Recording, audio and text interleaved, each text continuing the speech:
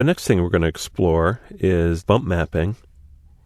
Bump mapping is a really important part of almost any material. Most surfaces in real life are not perfectly smooth, and bump mapping really does add a lot to the character of a surface just by giving it enough of a texture of an actual, up and down kind of roughness to the surface so that you can really tell what type of surface it is by the way light interacts with it. So we're going to go ahead and create some bumps. We're just going to start with a blank version of Max, and we're just going to kind of work with the materials editor for a little bit, and then we're going to talk a little bit about bumps and displacements as well and actually create a material. But let's just open the material editor here, and we're just going to do a simple bump map. In fact, I'm just going to enlarge this shader ball here so you can basically see what's going on. And I'm just going to use a blend.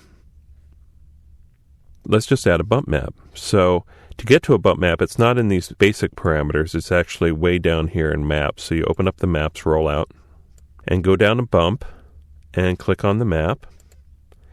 And you can give it just about any type of map you want. Probably the most common one is noise. So let's start with that. I'm going to click on noise and put that into the slot. You can see already I'm getting kind of a bumpiness. It's kind of big though. I'm going to bring it down to 5 for the size. And you can see that already gives the surface a lot of character. Now you can adjust the bumpiness here.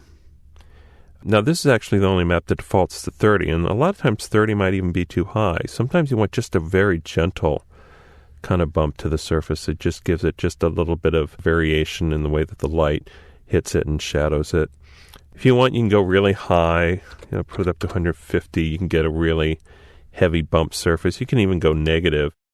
On a noise map, it's really not going to matter because it's just going to invert noise, which is still noise. But on other types of maps, it might work better to go negative with the map. Now, the other thing that really affects the way you see bumps on the surface is the shininess of the surface. So if you bring up your specular level and your glossiness down, or up, you can really see. Now that's really starting to show the bumps on the surface. So as you bring up the bump mapping, you can see how the specularity really also helps define how the bumps really interact with the specular highlights and give the surface a whole new different types of texture. If there wasn't any bump mapping, it would be very smooth. And you can see that the specular highlights are really what gives you a sense of how rough that surface is.